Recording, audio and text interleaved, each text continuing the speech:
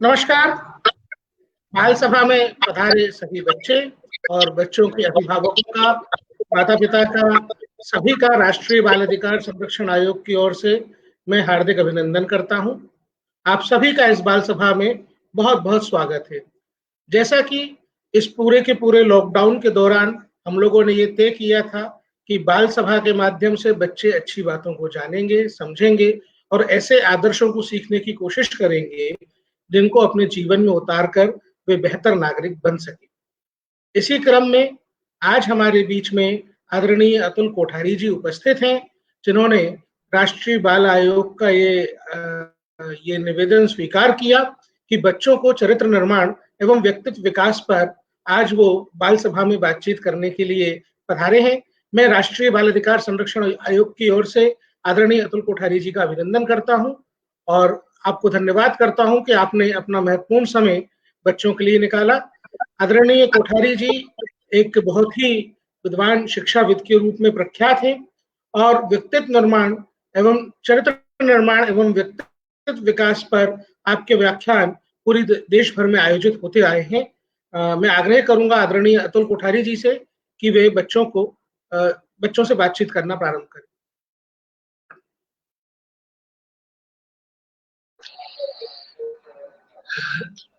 मित्र प्रियांक जी और इस आज की बाल सभा में उपस्थित सभी बालकों और अन्य महानुभाव, सबसे पहले तो मैं राष्ट्रीय बाल आयोग को बहुत बहुत अभिनंदन करना चाहूंगा कि इस चीनी वायरस के काल में, जिसको कोरोना वायरस आजकल हम कहते हैं, उस कार्यकाल में बालकों के लिए इस प्रकार की सुंदर व्याख्यान मालाओं का आयोजन किया गया है। इसलिए मैं आप सभी की ओर से उनको साधुवाद देता हूं। आज का विषय भी बहुत महत्वपूर्ण विषय रखा गया है, चरित्र निर्माण और व्यक्तित्व विकास।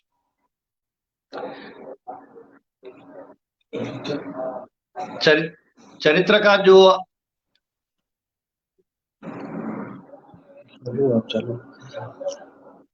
चरित्र निर्माण और व्यक्तित्व विकास, ये शब्द बहुत ही अत्यंत महत्वपूर्ण है। जब स्वामी विवेकानंद जी को पूछा गया कि शिक्षा का उद्देश्य, लक्ष्य क्या होना चाहिए, एम ऑफ एजुकेशन क्या होना चाहिए, तो स्वामी जी ने छोटे छोटे दो शब्द कहे थे, मैन मेकिंग, कैरेक्टर बिल्डिंग। तो एक प्रकार से बालकों का चरित्र का निर्माण और व्यक्तित्व विकास। तो चरित्र, हमारे देश में चरित्र को बहुत सबसे उच्च प्राथमिकता दी गई है।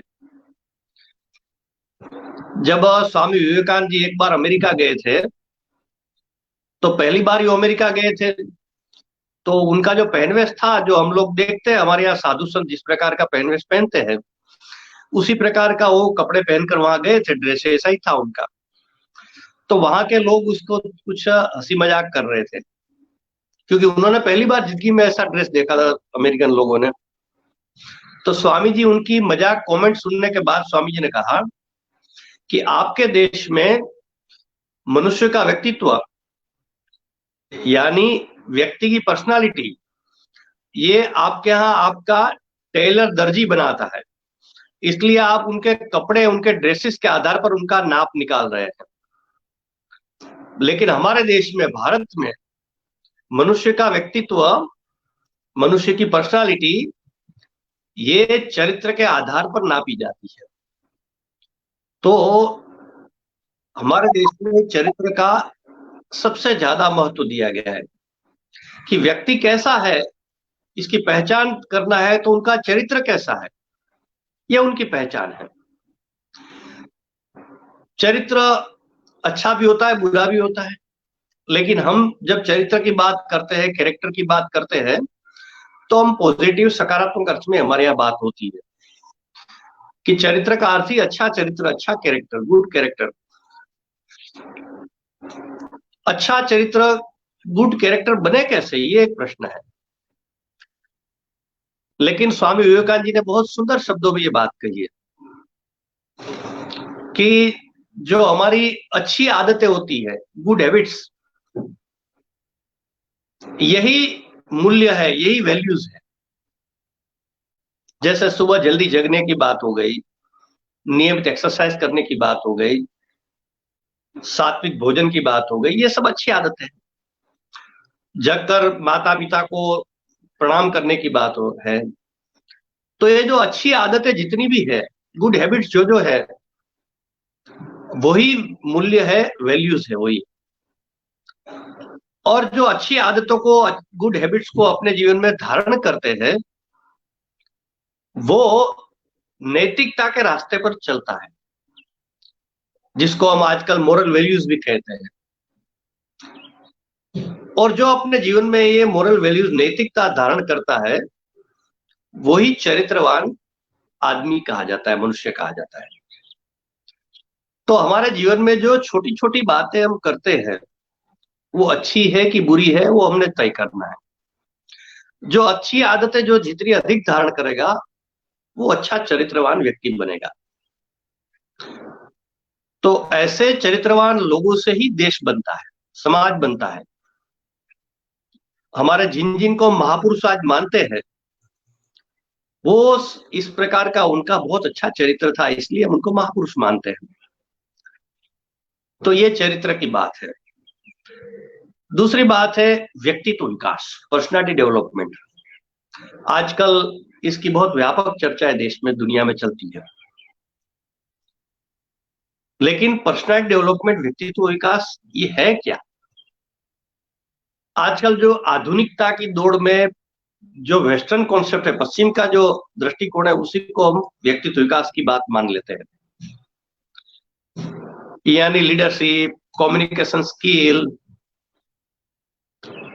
इस प्रकार के किसी प्रोग्राम में हम जाते हैं तो हमारा प्रेजेंटेशन कैसा है, हमारा ड्रेस कैसा है, हमारी बोलचाल कैसी है, तो उसी को ही व्यक्तित्व विकास मान लिया गया है। ये भी व्यक्तित्व विकास का एक पहलू हो सकता है, मेरा विरोधी नहीं इसका हम लोग, क्योंकि आज दिखावे की दुनिया है, तो इसमें ये बाहरी चीजें ही चाहिए। लेकिन सिर्फ बाहरी व्यक्तित्व का विकास वही व्यक्तित्व विकास नहीं है। जिसको व्यक्तित्व का समग्र विकास कहते हैं, होलिस्टिक डेवलपमेंट ऑफ चाइल्ड, वो क्या है? तो पहली बात है शारीरिक विकास, फिजिकल डेवलपमेंट। हम जीवन भर में जो भी कुछ करना चाहते हैं, वो इसी शरीर के आधार पर ही हम कार्य कर पाते हैं। तो अच्छा शारीरिक स्वस्थ होना, फिजिकली हम स्ट्रांग होना, हमारा हेल्थ अच्छा होना, ये पहली आवश्यकता है। तो शरीर का अच्छा विकास करना, कैसे शरीर का अच्छा विकास हो सकता है? तो इसमें 4-5 महत्वपूर्ण बातें हैं। पहली बात है कि हमारा खान पान, क्या क्या वस्तु हम खाते हैं, पीते हैं, कैसे खाते हैं, कैसे पीते हैं, इसका बड़ा महत्व है। क्योंकि आज जो कुछ देश भर में, दुनिया भर में बीमारियां फैली है कई प्रकार की, उसका एक महत्वपूर्ण कारण हमारा खान पान है। और आज के जो ये कोरोना की स्थिति है, ये जो संकट है, उसमें इसकी विशेष आवश्यकता है। और आज बहुत सारे लोग देश में, दुनिया में इसको स्वीकार भी करने लगे हमारी बात। नहीं तो कल तक ये बात ऐसे मानी जाती थी कि ये पुरानी बात है, छोड़ दीजिए आप। आज तो खान पान में बर्गर, पिज्जा आदि आदि बातें, और कोल्ड ड्रिंक्स तो साथ में चाहिए। तो जो हमारा खान पान है, शुद्ध सात्विक खान पान जो हमारा होना चाहिए, इसका विशेष ध्यान रखने की आवश्यकता होती है। आज तो ये हो गया कि ये जो जंक फूड, फास्ट फूड जिसको कहते हैं, इंग्लैंड जैसे देश में उस पर प्रतिबंध लगाने की बात चल पड़ी है कि विद्यालयों के आसपास इसको प्रतिबंधित करना चाहिए। क्योंकि बच्चे खाते हैं तो इससे बहुत मोटे मोटे बच्चे होने लगे हैं और कई बीमारियों का शिकार बच्चे होने लगे। तो इस दृष्टि से ये फास्ट फूड, जंक फूड और कोल्ड ड्रिंक्स, ये स्वास्थ्य के लिए बहुत हानिकारक है। तो इसका प्रयोग बच्चे न करें जीवन में, बहुत कम से कम मजबूरी हो तब करें। कभी शौक के लिए कोई महीने दिन में एक आध बार खा लिया तो अलग बात है, लेकिन रूटीन हमारा खान पान शुद्ध सात्विक और पौष्टिक आहार होना चाहिए। और आज की परिस्थिति में विशेष ध्यान रखना है कि ठंडी चीजें नहीं खानी है। एक बहुत शहरों में विशेष करके फ्रीज में रख देते हैं चीज और वो फिर खाई जाती है। तो इस कोरोना की महामारी में उससे विशेष सचेत रहना है। दूसरी बात है कि अभी गर्मी के दिन शुरू हो गए एकदम, तो बच्चों को अधिक आदत रहती है कि गर्मी के दिनों में फ्रीज में पानी रखना और वो पीना। तो ये कोरोना संकट से बचने के लिए सबसे पहले उसका अमल करने की आवश्यकता है कि गर्म उबला हुआ पानी पीना। एकदम गर्म पानी नहीं पी सकते तो गर्म पानी करके उबाल कर उसको थोड़ा सा ठंडा करके फिर पीना। क्योंकि जो सबसे पहले कोरोना गले को पकड़ता है, गले के बाद फिर वो फेफड़े तक जाता है और फिर आदमी का इसमें से कई कई बार तो मृत्यु हो जाती है। देश में दुनिया में लाखों लोगों की मृत्यु हो गई इस कारण से और उसका कोई इलाज नहीं है। तो ये गले की जो पहला इंस्पेक्शन होता है वहीं से हम सचेत रह जाएंगे तो हम बीमारी हमको पकड़ेगी ही नहीं। गला ठीक रहा हमारा, गर्म पानी से गला ठीक रहता है। तो इसका प्रयोग हम सब अपने जीवन में नियमित पानी पीने के लिए करें। सुबह सुबह मैं तो आजकल गर्म पानी अच्छा सा गर्म पानी करके जैसे चाय पीते हैं ऐसे उसमें आधी चम्मच हल्दी और नमक डालकर मैं पीता हूँ, जिससे हमारा गले का जो इन्फेक्शन सारा होता है वो ठीक हो जाता है। इस प्रकार गिलोय का रोज सेवन करना चाहिए। गिलोय से जो आजकल ये कोरोना सबसे पहले जिसको पकड़ता है कहते हैं कि जिसकी इम्यूनिटी कम है, जिसकी क्षमता है कम है, शारीरिक क्षमता है, इसलिए बड़ी उम्र के लोगों को जल्दी कोरोना हो रहा है। अथवा जिसको अलग अलग प्रकार की बीमारियां है, बीपी है, शुगर है, अस्थमा है, कैंसर है, ऐसी बीमारी वाले व्यक्ति जो होते हैं और बड़ी उम्र के होते हैं उनको जल्दी ये प्रभाव डालता है, उनकी इम्यूनिटी कम होती है। तो हमारी इम्यूनिटी बढ़ाने के लिए गिलोय सबसे उत्तम साधन है और गले के इन्फेक्शन के लिए भी ये बहुत अच्छा माध्यम है। तो गिलोय का रोज सेवन करना चाहिए। और इस प्रकार जो पौष्टिक चीजें जीवन में है, जैसे रोज हम ये अपना क्या कहते हैं सुबह लेते हैं, नहीं नहीं, हाँ, एक तो जो ये आरोग्य सेतु पर काढ़ा पीने की बात कही है वो लेना चाहिए। दूसरा च्यवनप्राश रोज दिन में 2 बार लेना चाहिए। तो इस प्रकार की खान पान की सारी बातों में विशेष ध्यान रखने की हम लोगों को आवश्यकता है। ये खान पान की बात है। दूसरी बात है कि इम्यूनिटी बढ़ाने के लिए हम नियमित रूप से व्यायाम, एक्सरसाइज, योग, आसन करें। इससे इम्यूनिटी काफी बढ़ती है। तो इसलिए रोज सुबह शाम 2 बार समय भी कर सकते हैं, क्योंकि अभी तो सब हम घर में बंद थे और कहीं जाना ना नहीं है। तो इस दृष्टि से रोज व्यायाम, एक्सरसाइज, योग, आसन, इसका अभ्यास हम नियमित जीवन में करें, जिसके इम्यूनिटी भी बढ़ती है, स्वास्थ्य अच्छा रहता है। और योगासन से तो मन भी ठीक होता है साथ साथ। तो इस दृष्टि से दूसरी बात यह है कि नियमित रूप से हम एक्सरसाइज, व्यायाम, आसन, प्राणायाम ये करें। तीसरी बात है कि हम लोग अपने जीवन में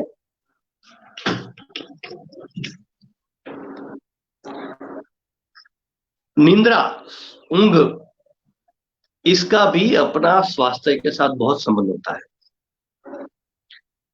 तो अच्छी नींद लेना, सामान्य व्यक्ति है बच्चे को 10, 12, 14 साल के बच्चे को 8 घंटा सोना चाहिए। थोड़े बड़े बच्चे हैं 20, 22 साल के तो 7 घंटे भी चल जाता है। और छोटे बच्चे हैं जो 7, 8 साल के बच्चे, 6 साल के हैं, उनको 9 घंटा 10 घंटा नींद चाहिए। लेकिन सिर्फ नींद नहीं है, नींद शांत नींद चाहिए, साइलेंट। क्योंकि सिर्फ सोना इतना पर्याप्त नहीं है, लेकिन शरीर के साथ मन भी सोना चाहिए, तभी हम शांति प्राप्त होती है, तभी बराबर आराम प्राप्त होता है उससे।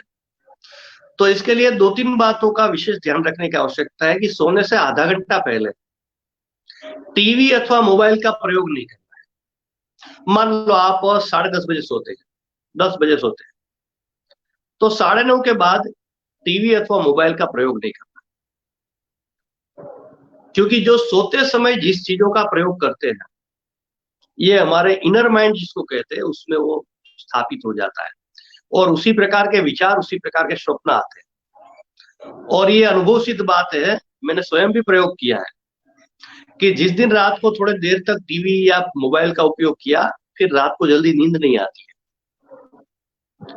तो इस दृष्टि से सोने से आधा घंटे पहले टीवी और मोबाइल का प्रयोग हम न करें, और सोते समय हमारे इष्ट देव जो भी है उसका स्मरण करके फिर हम सोने के लिए जाएं।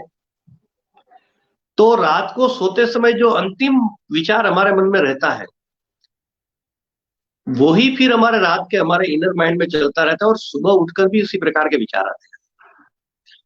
इस दृष्टि से रात को सोते समय हमारे जो भी इष्ट देवता जिसको आप मानते हैं उसका स्मरण करके सोए, और सुबह उठकर भी पहले बात इसका स्मरण करें और फिर हम आगे के दिनक्रम प्रारंभ करें। तो निद्रा का भी अपने व्यक्तित्व विकास में बहुत महत्व होता है। अच्छी निद्रा जिसकी होती है उनका अच्छा दिन जाता है, और अच्छा दिन जाता है तो आपका व्यक्तित्व उतना अच्छा बनता है। तो ये नींद के बारे में भी खास ध्यान रखें। संभव है तो रात्रि को जल्दी सोए और सुबह जल्दी जगे। तो सुबह का जल्दी जगना ये बहुत अच्छा होता है, और आजकल तो पर्यावरण भी बहुत अच्छा हो गया है, तो सुबह जल्दी जगकर एक्सरसाइज करें, टहले आसपास में कहीं, तो और हमारा स्वास्थ्य के लिए लाभ होगा। इसी प्रकार एक हमारा स्वास्थ्य के लिए, हेल्थ के लिए स्वच्छता का भी बहुत महत्व है। अपनी स्वयं की स्वच्छता, और जहाँ बैठते हैं, काम करते हैं, वहां की स्वच्छता। तो अभी तो हम घर में ही है, तो घर, क्योंकि जहाँ घर में कर्मचारी आकर सफाई का काम करते होंगे वो भी आजकल तो नहीं आते होंगे, इसलिए हम लोगों ने भी हमारे जहाँ हम रहते हैं यहाँ हमने तय किया है सुबह में 8 से 8:30 सब मिलकर स्वच्छता अभियान चलाते हैं। तो इस प्रकार हम लोग भी अपने अपने परिवारों में सब मिलकर, ये सिर्फ महिलाओं का काम नहीं है कि लड़कियों का काम नहीं है, सबका काम है, तो सब मिलकर स्वच्छता अभियान हम चलाएं। तो जहां हम रहते हैं वह हमारा घर की अच्छी स्वच्छता होगी, और स्वयं का स्नान ध्यान भी अच्छी तरह करें हम, तो हमारा शरीर की भी स्वच्छता अच्छी होगी। दूसरा है कि अभी गतिविधि, एक्टिविटीज कम हो गई है हमारी, तो इससे शरीर शिथिल हो जाता है कई बार। तो हम घर में ही एक्टिविटीज करें, यानी घर के काम में हम हाथ जुटाएं और हम स्वयं का काम स्वयं करें। सच्ची स्वतंत्रता क्या है? स्वतंत्रता का मूल कहां से शुरू होता है? तो जो स्वतंत्र व्यक्तित्व तभी हो सकता है कि पहली बात उनकी है कि हम हमारे कार्य में किसी पर निर्भर, डिपेंडेंट न रहे। हम हमारे कपड़े हम धो सकते हैं, हमारा काम और छोटा मोटा काम हम कर सकते हैं, हम अपने खाने के बर्तन हम साफ कर सकते हैं। तो इस प्रकार के स्वयं का काम स्वयं ने करना, तो इससे एक्टिविटीज भी होगा, शरीर सक्रिय भी रहेगा, एक्टिव रहेगा, तो बीमारियां नहीं आती है और शरीर ज्यादा स्वस्थ बनता है, और हमारा स्वतंत्र, इंडिपेंडेंट पर्सनालिटी, व्यक्तित्व भी इसके कारण निर्माण होता है। तो ये शारीरिक स्वास्थ्य के लिए ये बात है। दूसरी बात है कि शरीर कितना भी मजबूत सशक्त हो, मान लो हमारी 6 फुट ऊंचाई हाइट है, बड़ा मजबूत शरीर है, लेकिन अगर उस शरीर से प्राण निकल गए तो इस शरीर का कोई महत्व है क्या? तो शरीर से ज्यादा भी हमारे प्राण है जो, उसका महत्व अधिक है। तो इस प्राण अच्छे रहे, मजबूत रहे, संतुलित रहे, इसीलिए प्राणायाम योग इसके लिए बहुत महत्वपूर्ण है। जब योग की बात है तो योग के कई अर्थ हैं। पहला एक जो अर्थ हम साधारण जानते हैं कि आजकल आसन प्राणायाम इसी को योग कहते हैं, तो ये तो है ही महत्वपूर्ण है। तो हमारा श्वासोश्वास क्रिया है, प्राण कहां से आना जाना करता है? जैसे बिजली है, इलेक्ट्रिसिटी है, ये अपने आप कहीं आना जाना नहीं कर सकती है, वो वायर के द्वारा, तार के द्वारा जाती है। लेकिन उस बिजली के बिना हमारी ट्यूबलाइट, हमारे बल्ब, हमारा टीवी, हमारे पंखे, एसी, ये कुछ चल सकता है? नहीं चल सकता है। तो इसी प्रकार हमारा प्राण का है, प्राण अपने आप कहीं आ जा नहीं कर सकता है, तो वो श्वास के साथ आता जाता है हमारे शरीर में। और लेकिन उस प्राण के बिना हमारा शरीर नहीं चल सकता है।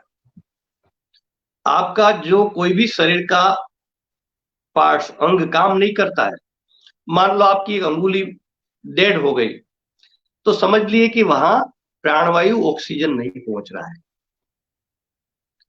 तो इसके लिए प्राणायाम क्यों करते हैं? तो प्राण का आयाम है, जिसको ऑक्सीजन कहते हैं, अलग विषय, ऑक्सीजन हवा को के रूप में कहते हैं, उसको अंदर लेते हैं, उसको ऑक्सीजन कहते हैं, लेकिन हमारा हिंदी शब्द है प्राणवायु। तो लेते हैं तो प्राणवायु लेते हैं, निकालते तो हम कार्बन डाइऑक्साइड निकालते हैं, दूषित वायु, जिसको गुजराती में अंगार वायु भी कहते हैं। तो अधिक से अधिक प्राणवायु अंदर जाना, ऑक्सीजन अंदर जाना, और अधिक से अधिक दूषित वायु बाहर निकालना, यही प्राणायाम है। प्राणायाम के फिर कई अलग अलग प्रकार हैं कि जो व्यक्ति की आवश्यकता, शरीर की आवश्यकता की भी अलग अलग प्रकार के प्राणायामों से शरीर के सभी अंग उपांगों को अच्छी तरह से प्राणवायु मिलता है, तो मनुष्य का स्वास्थ्य बहुत अच्छा होता है। तो इस दृष्टि से नियमित प्राणायाम का अभ्यास करना, आप लोग सब जानते होंगे, छोटी मोटी प्राणायाम की बात है, नहीं जानते तो हमारे घर में जो वरिष्ठ लोग हैं, माताजी, पिताजी, चाचा जी आदि, उनसे भी हम सीख सकते हैं। और आजकल तो सुबह आस्था चैनल पर बाबा रामदेव का भी प्राणायाम का कार्यक्रम चलते रहते, उस देखकर भी हम सीख सकते हैं। तो नियमित प्राणायाम करना, जिसका हमारे प्राण मजबूत रहे, संतुलित रहे, बैलेंस रहे, और जितना प्राण बैलेंस संतुलित होगा, इतना स्वास्थ्य अच्छा होगा मनुष्य का। तो ये प्राणायाम की एक बात है। योग की बात करते हैं तो योग, ये तो एक योग का प्रकार होगा, लेकिन आजकल जो महाभारत चल रहा है, आप लोग देख रहे होंगे, तो आज ही चर्चा में गीता का पाठ हो रहा है उस सीरियल में। तो उसमें भगवान कृष्ण ने, जब अर्जुन ने प्रश्न किया तो उनको कहा, अर्जुन ने कहा योग क्या है? तो भगवान ने कहा योग कर्मशु कौशलम, अर्थात कि योग जो है कोई भी काम कुशलता से, स्किलफुल करना, ये योग है। तो जीवन में हम जो भी छोटा मोटा काम करते हैं दिन में, वो बहुत स्किलफुल, कौशलता से करना, श्रेष्ठ तरीके से करना, यही योग है।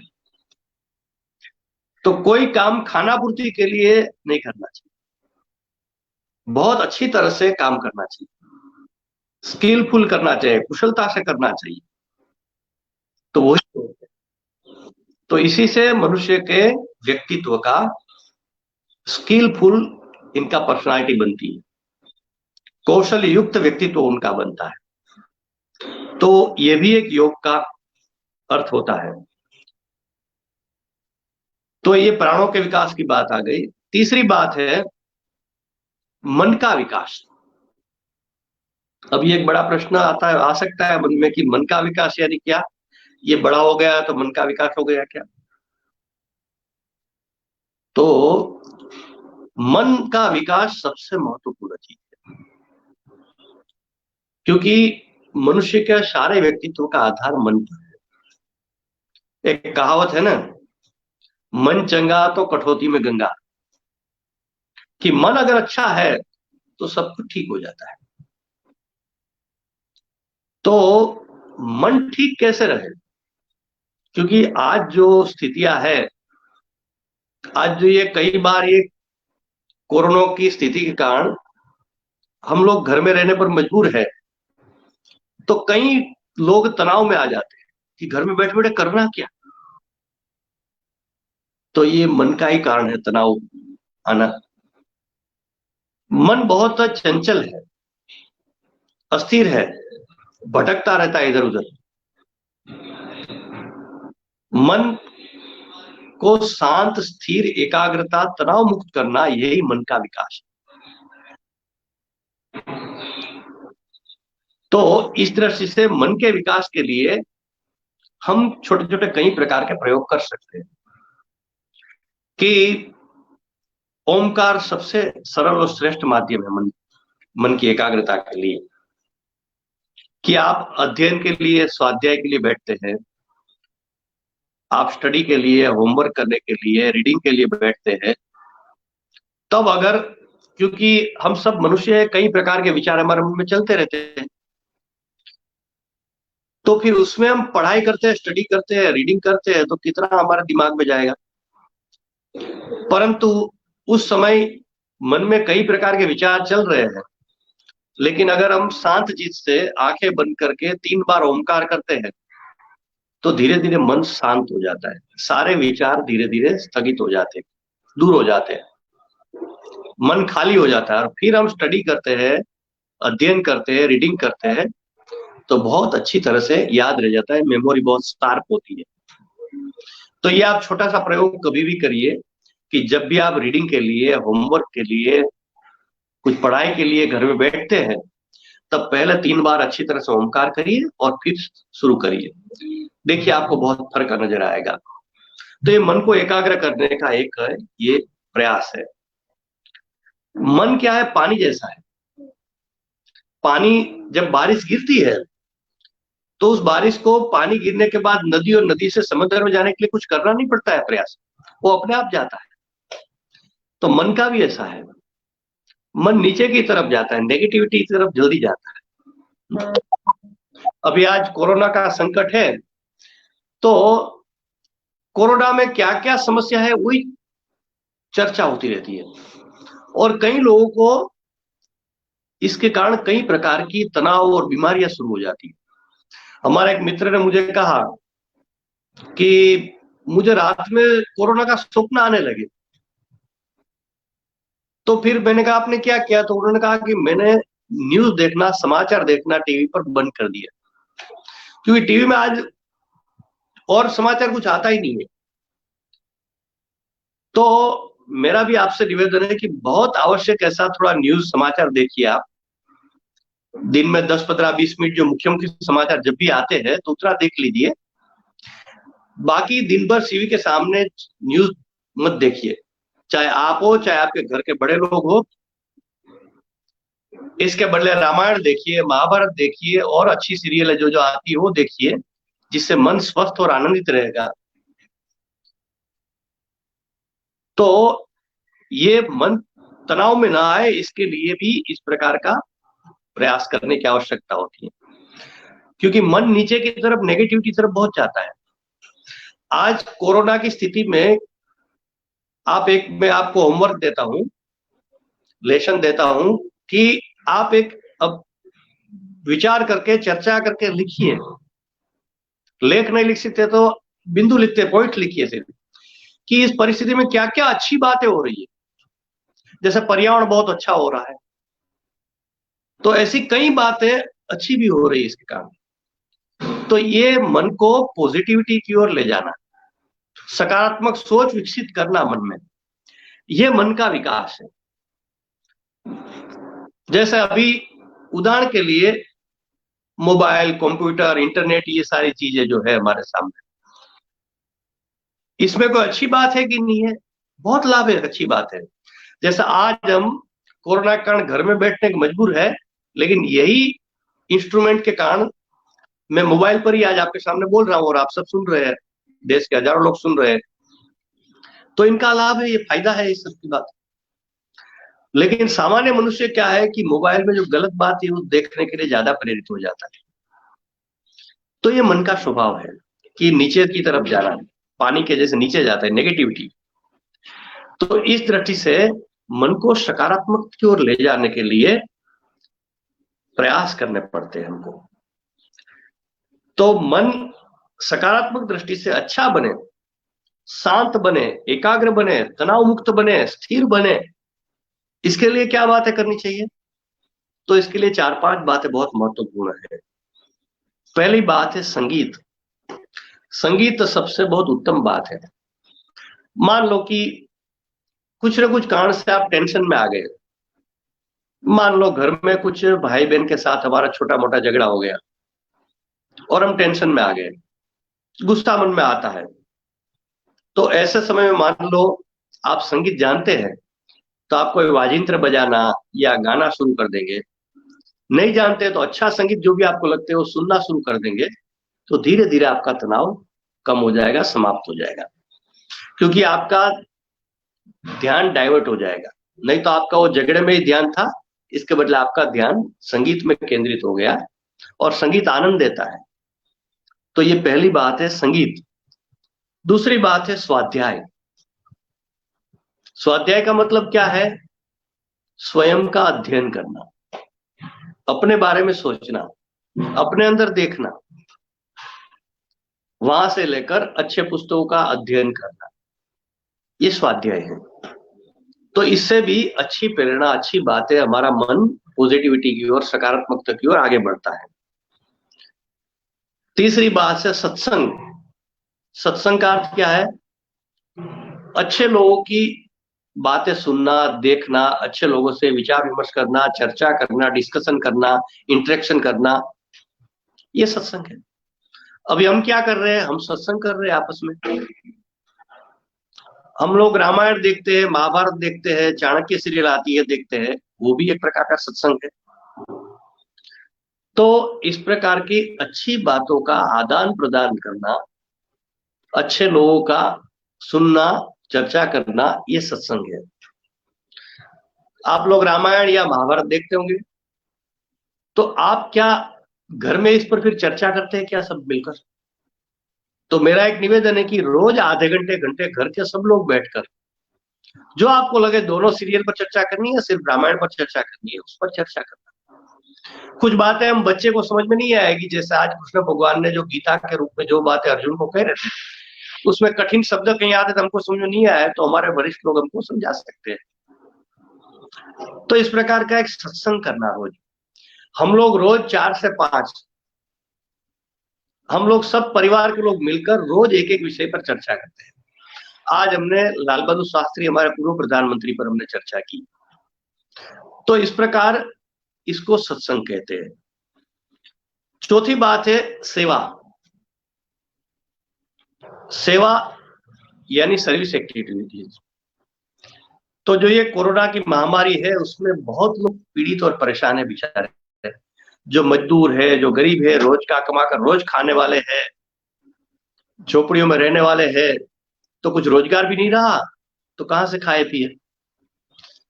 तो क्या हम लोग विचार कर सकते हैं कि हमारी सोसाइटी में, मोहल्ले में कोई भूखा नहीं सोना चाहिए? ठीक है, हम बच्चे हो गए तो देने के लिए नहीं जा सकते, लेकिन बड़े लोग वो व्यवस्था कर सकते हैं, पुलिस भी व्यवस्था कर रही है, लेकिन हम उसमें कुछ ना कुछ हमारा योगदान करें। तो इस प्रकार का सेवा का काम। और एक छोटी सी बात है, 5वीं बात है संयम। तो संयम से जीवन जीने का प्रयास धीरे धीरे करना।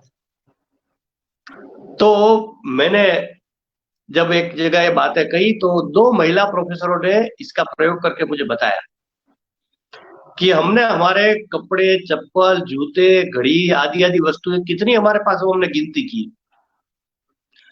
तो ध्यान में आया कि कुछ ऐसे साड़ी वगैरह का हमने पहना भी नहीं कभी, और कपड़े इतने ज्यादा, ये सारी वस्तुएं है, तो हमने तय किया कि इसमें से जितना आवश्यक उतना रखेंगे, बाद में उसको आवश्यकता वाले लोगों को हम दे देंगे। तो संयम से जीवन जीना। जैसे आज हम कई वस्तुओं के बिना जीवन जी रहे हैं। आज जंक फूड, फास्ट फूड के बिना हमारा जीवन चल रहा है। आज कोल्ड ड्रिंक्स के बिना हमारा जीवन चल रहा है। ऐसी अनेक बातें जो जीवन में हमने मान लिया था इसके बिना नहीं चलेगा, उसके बिना हम जीवन चला रहे हैं। तो इसका जीवन में अभ्यास बढ़ाते जाना, यही संयम की बात है कि कम से कम आवश्यकताएं जीवन की है, उससे जीवन जीना। तो ये संयम की बात है, इससे मन अच्छा बनता है, मन इससे शांत, एकाग्र, तनाव मुक्त और स्वस्थ मन बनता है, सकारात्मक पॉजिटिव मन बनता है। और जिसका मन ठीक हो गया उसका पूरा जीवन ठीक हो जाता है। तो ये तीसरी बात है विकास की। चौथी बात है बुद्धि का विकास, इंटेलेक्चुअल। तो बुद्धि का विकास ये बहुत महत्वपूर्ण बात है। यानी बुद्धि का कार्य क्या है? जानना और ज्ञान प्राप्त करना। तो ज्ञान शब्द बुद्धि के साथ जुड़ा हुआ है। ज्ञान से ही विज्ञान शब्द निकला है। मूल शब्द तो ज्ञान है, ज्ञान को वी जोड़ दिया यानी विशेष ज्ञान यानी विज्ञान है। तो ज्ञान और विज्ञान को अधिक से अधिक जीवन में प्राप्त करने का प्रयास करना, ये बुद्धि का विकास है। आज हम लोग विज्ञान तो पढ़ते हैं, विज्ञान तो सीखते हैं, लेकिन क्या हमारे जीवन में वैज्ञानिक दृष्टि का विकास होता है क्या? साइंस तो पढ़ते हैं, साइंटिफिक टेम्पर बन रहा है क्या हमारे? उदाहरण करके हम सब जानते हैं कि junk food, fast food, cold drinks ये स्वास्थ्य के लिए अच्छा नहीं है। रात्रि को देर से सोना, सुबह जल्दी जगना, ये स्वास्थ्य के लिए अच्छा नहीं है, लेकिन फिर भी हम करते हैं। तो क्योंकि हमारी शिक्षा में ये बातें सिखाई नहीं जाती कि विज्ञान सीखना सिर्फ सैद्धांतिक बात नहीं सीखना है साइंस की सिर्फ, लेकिन विज्ञान को जीवन में धारण करना, वैज्ञानिक दृष्टि का विकास करना, साइंटिफिक अप्रोच जीवन में लाना, ये वास्तविक में विज्ञान जानने का प्रयास है। और विज्ञान अधिक से ज्यादा प्राप्त करेंगे उससे सब बुद्धि का विकास होता है। तो ज्ञान विज्ञान का अधिक से अधिक प्राप्त करना, उसको जीवन में धारण करना। और बुद्धि का और एक महत्वपूर्ण कार्य क्या है? निर्णय करना। गलत क्या है, सही क्या है, उसका निर्णय कौन करती है? बुद्धि करती है। तो वो बुद्धि सही निर्णय करे, इस दिशा में हमारे बुद्धि का विकास होना चाहिए।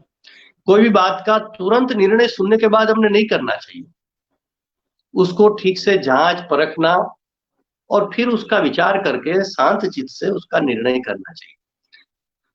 तो ये दो महत्वपूर्ण बातें हमारे बुद्धि के विकास के लिए। इसके लिए जो हम छोटी छोटी एक्टिविटीज में पार्टिसिपेट करते हैं, जैसे वाद विवाद प्रतियोगिता में भाग लेते हैं, निबंध प्रतियोगिता में भाग लेते हैं, क्विज कॉम्पिटिशन में भाग लेते हैं, इस प्रकार की विभिन्न प्रकार की एक्टिविटीज में हम सहभागिता पार्टिसिपेट करते हैं, तो उनके माध्यम से हमारा बुद्धि का विकास होता है। और पांचवी और अंतिम बात है आध्यात्मिक विकास। कई बार आध्यात्मिकता को हमने साधु संत महात्माओं से मात्र जोड़ दिया है, तो ऐसा नहीं है। स्वामी विवेकानंद जी ने कहा है कि आध्यात्मिकता का तात्पर्य क्या है? तो निस्वार्थ भाव से कोई भी कार्य करना, वो आध्यात्मिकता है, जिसको सेवा कार्य भी कह सकते हैं। तो हम घर में बैठे बैठे भी निस्वार्थ भाव से कई प्रकार के छोटे छोटे काम कर सकते हैं। जैसे मैंने अभी कहा कि कोरोना की स्थिति में दुखी, पीड़ित, गरीब लोगों की मदद करना। इसी प्रकार पक्षियों को दाना पानी डालना रोज सुबह। इसी प्रकार हमारे घर में वरिष्ठ लोग हो गए, हमारे दादा दादी, इस प्रकार के जो लोग हो गए, बड़ी उम्र के लोग, उनकी सेवा करना, उनके साथ आधा घंटा बातचीत करना, उनसे मार्गदर्शन लेना, ये सब छोटी छोटी बातें सेवा का कार्य है। इसमें हमारा कोई स्वार्थ नहीं। तो यही आध्यात्मिकता है। जैसे एक छोटा सा संस्कृत का वाक्य है ना, आत्मनो मोक्षार्थ जगत हिताय, यानी जगत के हित, दूसरे के हित की बात करना, ये आध्यात्मिकता है। और आत्मनो मोक्षार्थ यानी क्या? स्वयं के विकास के बारे में सोचना, स्वयं के बारे में देखना। आज क्या दुनिया बहिर्मुखी हो गई, हम बाहर ज्यादा देखते रहते हैं कि भारत के प्रधानमंत्री क्या बोल रहे हैं, अमेरिका के प्रेसिडेंट ने क्या कहा, ये सब हम टिक्का टिप्पणी करते रहते हैं। ठीक है, हम लोकतंत्र देश में जीते तो हमारा ये अधिकार है, परंतु हम अपने बारे में कभी सोचते हैं क्या कि मेरा दिन आज कैसा गया, मैंने दिन में क्या किया, क्या सही किया, क्या गलत किया, ये हम कभी सोचते हैं क्या? तो अपने अंदर देखने का स्वभाव बनाना। तो हम अपने अंदर देखेंगे तो हमारा जो मूल स्वरूप है आत्मा, इसकी नजदीक हम जाएंगे तो वहां तो आनंद, प्रेम, आत्मीयता, यही सब कुछ है।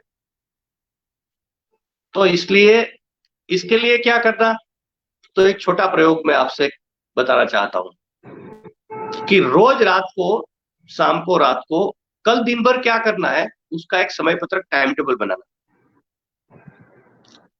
देखिए, आप अभी घर में है तो कई बार होता है क्या करें दिन भर, आप कामों की यादें अपनी बनाएंगे, लिस्ट बनाएंगे तो बहुत सारे काम होते हैं।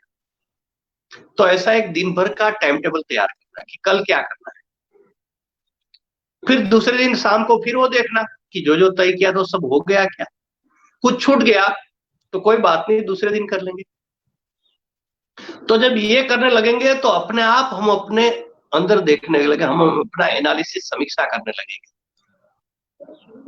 कि भाई ये काम छूट गया, ये रह गया, इसको मैंने ये बातचीत की थी, ये मेरी गलती हो गई। ये सब अपने आप आपको रियलाइज होने लगेगा। तो धीरे धीरे स्वयं के अंदर देखने का स्वभाव बनेगा और यही सबसे आपका विकास, व्यक्तित्व के विकास का माध्यम बनेगा, पर्सनल डेवलपमेंट का बेस्ट माध्यम बनेगा। कोई किसी का विकास नहीं करता है, किसी के व्यक्तित्व का विकास, किसी की पर्सनल डेवलपमेंट कोई किसी की नहीं कर सकता है।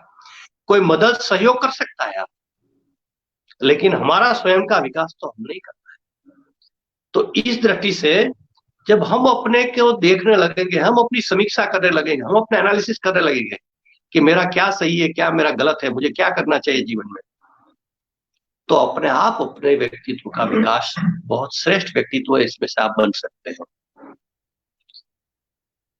तो इस प्रकार का व्यक्तित्व बने कि हम शारीरिक दृष्टि से फिजिकली स्ट्रांग बने, हमारा हेल्थ बहुत अच्छा हो, सर्दी, गर्मी, ठंडी, आंधी, तूफान में भी हम बहुत अच्छी तरह सशक्तता से खड़े रह सके, हमको इसका कोई दुष्प्रभाव न हो हमारे शरीर पर।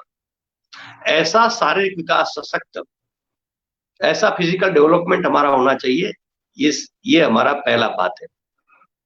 दूसरी बात है कि हमारे प्राण, हमारे ब्रीथिंग, ये बहुत बैलेंस और शुद्ध होना चाहिए, जिसका माध्यम प्राणायाम है। जितने प्राण स्ट्रॉन्ग, मजबूत होंगे उतना हमारा स्वास्थ्य अच्छा होगा। तो ये प्राणों के विकास की बात है। दूसरी, तीसरी बात है कि हमारे मन ठीक रहे, मन के विकास की बात है। हमारा मन शांत, स्थिर, एकाग्र, तनाव मुक्त रहे, ये तीसरी बात है। चौथी बात है कि हमारी बुद्धि का विकास अच्छा हो, हमारे जीवन में वैज्ञानिक दृष्टि का विकास हो, हमारा साइंटिफिक टेम्पर बने, वैज्ञानिकता के, साइंस के आधार पर ही हमारा जीवन चले, इस प्रकार का हमारा व्यक्तित्व बने और हम आध्यात्मिक बने, यानी हम सेवाभावी बने। हम स्वयं के बारे में रोज चिंतन करें, विचार करें, अपने व्यक्तित्व को निखारने के लिए अलग अलग प्रकार से आगे बढ़े। इस प्रकार का एक व्यक्तित्व हमारा बने, यही व्यक्तित्व के समग्र विकास की और चरित्र निर्माण की बात है। इस प्रकार का व्यक्तित्व बनना, यही श्रेष्ठ चरित्रवान व्यक्ति का लक्षण है। इसको अंग्रेजी में होलिस्टिक डेवलपमेंट ऑफ चाइल्ड कहते हैं, होलिस्टिक डेवलपमेंट ऑफ पर्सनालिटी कहते हैं। तो इस कोरोना की महामारी एक बहुत बड़ी चुनौती, चैलेंज है हमारे सामने। इस चैलेंज को हम लोग अगर तय करेंगे तो इस चैलेंज को हम इस प्रकार के पर्सनालिटी, व्यक्तित्व बनाकर हम इसको अपॉर्चुनिटी में बदल सकते हैं, इस चुनौती को हम अवसर में बदल सकते हैं। आप सब बच्चे और जो भी सुन रहे हैं इस प्रकार का विचार करेंगे, ऐसा मेरा विश्वास है कि इस कोरोना की चुनौती को भी हम अवसर में बदलेंगे और इस चुनौती में भी हम बहुत अच्छी अच्छी बातें सीखेंगे, करेंगे, घर में, परिवार में, समाज के लिए भी कुछ योगदान देंगे। ऐसा व्यक्तित्व का विकास हम इस परिस्थिति में करेंगे तो ये कोरोना की महामारी का जो ये बंद के घर में हम घर में है, वो दिन हमारे जीवन का एक माइलस्टोन बन जाएगा। ऐसी आप सबको शुभकामनाएं। आप सब व्यक्तिगत रूप से, परिवार के रूप में स्वस्थ रहे और समाज के लिए भी सक्रियता रूप से कुछ न कुछ करते रहे। ऐसी शुभकामनाओं के साथ आप सभी का बहुत बहुत धन्यवाद। धन्यवाद आदरणीय। एक एक जो बच्चों की जिज्ञासा है उसको लेके आपसे समाधान हम लोग चाहते हैं। खासतौर पे वो बच्चे जिन्होंने अभी बोर्ड की परीक्षाएं देकर कॉलेज की पढ़ाई में जाने का निश्चय इस साल किया था, उनकी परीक्षाएं और रिजल्ट बाधित होने के बाद उनके मन में संशय है, भविष्य को लेकर कई प्रकार की चिंताएं हैं और जो सपने पाले हुए थे कॉलेज जाने के वो सब डिले हो रहे हैं। और ये जो समय का अंतर आ रहा है, मैं निश्चित रूप से समझ सकता हूं कि दुनिया में ऐसे भी युग रहे हैं जब प्रथम विश्व युद्ध हुआ, द्वितीय विश्व युद्ध हुआ, भारत का स्वतंत्र समर हुआ और ऐसी परिस्थितियां आती रही हैं। लेकिन इन बच्चों के सामने तो ऐसी परिस्थितियां पहली बार आई हैं। तो आपका क्या संदेश होगा? कैसे ये बच्चे जिनका कैरियर ही जाने के अगले चरण में जाने से रुक गया है, उनको क्या आपका संदेश होगा? कैसे वे खुद के मन को नियंत्रण में रख सकते? ऐसा है कि पहली बात तो ये है कि विश्वविद्यालय अनुदान आयोग यूजीसी, जो उच्च शिक्षा की देश की सबसे सर्वोच्च संस्था है, उन्होंने इसकी घोषणाएं कर दी है कि जो छात्र पुराने छात्र है उनका अगस्त महीने से क्लासेस शुरू होंगे, उनके ऑनलाइन एडमिशन हो जाएंगे और जो नए छात्र प्रवेश लेना चाहते हैं उसका सेमेस्टर सितंबर से प्रारंभ हो जाएगा। तो ये एक बात तय हो गई है। दूसरी बात है कि सभी जगह पर ऑनलाइन पढ़ाई शुरू हो गई है। तो जो हम एक ही सिस्टम से आज तक पढ़ते आए हैं, कोई भी जो बदलाव परिवर्तन है ना, वो तुरंत थोड़ा डाइजेस्ट करना मुश्किल होता है। लेकिन ये एक अवसर भी है कि सिर्फ क्लासेस में जाना और लेक्चर सुनना वही पढ़ाई है क्या? तो मैंने यूजीसी को सुझाव दिया है कि आगे क्या ऐसा बदलाव कर सकते हैं क्या कि बच्चे 3 दिन घर में रहकर ही ऑनलाइन पढ़ाई करेंगे और जो ऑनलाइन पढ़ाई की उसमें से जो भी उनको प्रश्न उपस्थित हुए, जो उनको समस्या आ रही है, उसके लिए 3 दिन वो कॉलेज में जाए और वहां प्रोफेसर उसके लिए उपलब्ध रहे और उसका समाधान करे। तो सही जो पढ़ाई का तरीका है यही होना चाहिए। सिर्फ लेक्चर सुनकर परीक्षा देना, वो रटी रटाई रटन की पद्धति और पढ़ाई ठीक नहीं है। तो इस परिस्थिति में हम एक पॉजिटिव चेंज की ओर, बदलाव की ओर भी आगे बढ़ सकते हैं। तो ये बच्चों को अगर यूजीसी ने निर्णय लिया तो ये भी अवसर प्राप्त होगा। तो ये एक पहली बात है। दूसरा, बच्चों को मैं कहना चाहता हूँ कि सिर्फ डिग्री प्राप्त करना यही कैरियर नहीं है। जो हमने जिस प्रकार की आज पर्सनल डेवलपमेंट की, व्यक्तित्व के विकास की बात यहाँ जो चर्चा की है, ऐसा व्यक्तित्व, ऐसी पर्सनालिटी बनना, वो सही जीवन का लक्ष्य होना चाहिए। अनेक महापुरुषों के उदाहरण हमारे सामने है। आइंस्टाइन का उदाहरण भी है कि बहुत कम पढ़े लिखे थे, ऐसे बहुत बड़े बड़े साइंटिस्ट के उदाहरण हमारे सामने आते हैं, लेकिन उनकी पर्सनालिटी ऐसी डेवलप की, उन्होंने इस प्रकार का ज्ञान प्राप्त किया, इस प्रकार का रिसर्च किया कि वो दुनिया के महान साइंटिस्ट बन गए। तो इसलिए सिर्फ डिग्री वही पढ़ाई नहीं है। डिग्री आपको मिलने वाली है, उसकी चिंता न करें बच्चे। ठीक है, महीने 2 महीने लेट होगा, ये कोई बड़ी बात नहीं है। आप लोगों को मालूम नहीं होगा, बच्चों को, जो बिहार के बच्चे उनको मालूम होगा कि कुछ साल पहले बिहार में 1 साल, 2 साल, 3 3 साल तक लेट चल रही थी टाइम टेबल पूरा। तो भी वो बच्चों को कुछ नहीं हुआ। वो बच्चे आज, कई इसमें से बच्चे आईएएस बने हैं, कई बच्चे आईपीएस बने हैं, कई साइंटिस्ट बने हैं। तो इसलिए उसकी चिंता बच्चों को बिल्कुल करने की जरूरत नहीं है। तो दोनों का संतुलित व्यक्तित्व का विकास करने का कैरियर की दृष्टि से डिग्री भी आवश्यक है, साथ साथ हमारी ऐसी पर्सनालिटी बने, हमारा ऐसा व्यक्तित्व बने कि जीवन में हम सब नौकरी की लाइन में न खड़े रहे, हम नौकरी देने वाले लोगों को बन सके। इस प्रकार का हमारा व्यक्तित्व विकास, जो आज मैंने विषय संक्षिप्त में रखा है, उस माध्यम से बन सकता है। जी बिल्कुल।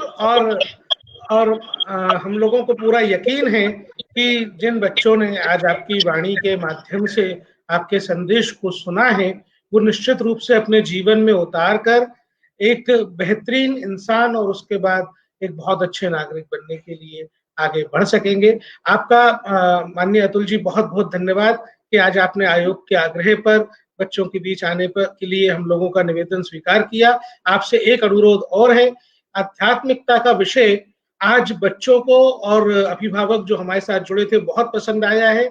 आपसे किसी अन्य दिन हम लोग समय चाहेंगे जिस दिन हम केवल आध्यात्मिकता की बात करें और ये समझ सकें कि आध्यात्मिकता धार्मिकता से एक बिल्कुल अलग विषय है, जो जैसा कि आपने आज हम लोगों को समझाया। बहुत धन्यवाद आपका। अगली बार अगर कार्यक्रम करना है तो मैं व्याख्यान नहीं दूंगा, जी पहले से बच्चों के या अभिभावकों के जिससे प्रश्न है वो प्रश्न आ जाए मेरे पास में, और वो प्रश्न पर फिर चर्चा करेंगे। जी तो जो आपकी आवश्यकता है उस पर चर्चा होगी, तो ज्यादा उपयोगी काम मुझे लगता है। ठीक जी, बिल्कुल बिल्कुल ऐसा ही कार्यक्रम एक तैयार करें। आज सभी माता पिता अभिभावक जो जुड़े हुए हैं उनको एक संदेश और देना है। कल भी हम लोग जुड़ेंगे बाल सभा में शाम को 5:30 बजे, और नागालैंड की महारानी गैन देलियू के बारे में हम लोग बात करेंगे और उनके बारे में हम जानेंगे कि उनकी वीरता, उनका पराक्रम किस प्रकार का था। एक और अन्य सूचना जो मैं आज इस फेसबुक लाइव के माध्यम से आप सभी के बीच देना चाहता हूं, हमें कई जगह से शिकायत आ रही है कि स्कूल प्राइवेट पब्लिशर्स की किताबें खरीदने के लिए दबाव बना रहे हैं माता पिता के ऊपर। तो ये आयोग की तरफ से बड़े स्पष्ट निर्देश दिए जा चुके हैं कि जो सीबीएसई एफिलिएटेड स्कूल्स हैं या आईसीएसई नामक बोर्ड के अंतर्गत कुछ स्कूल जो चलते हैं वो एनसीईआरटी की किताबों से ही अध्यापन का काम कराएंगे, और जो स्कूल स्टेट बोर्ड से एफिलिएटेड है वो राज्य की जो उनकी राज्य की काउंसिल है, राज्य की जो शिक्षा की परिषद है, उसके माध्यम से जो किताबें पब्लिश की जाती हैं उनसे ही बच्चों को अध्यापन का कार्य कराएंगे। कोई भी स्कूल यदि अनुचित दबाव किसी बच्चे पर बनाता है, किसी बच्चे के माता पिता पर बनाता है कोई प्राइवेट पब्लिशर की किताब खरीदने के लिए, तो उसकी शिकायत आप आयोग को करिए, आयोग उसमें सख्त कार्रवाई करेगा। ये संदेश स्कूलों के लिए भी प्रसारित है, ये संदेश माता पिता अभिभावकों के लिए भी प्रसारित है, लेकिन आपको आगे आकर शिकायत करनी होगी। आप स्कूल के नाम से हमको शिकायत करिए, हम निश्चित रूप से कार्रवाई किया जाना सुनिश्चित करेंगे। धन्यवाद। धन्यवाद आदरणीय अतुल जी। आप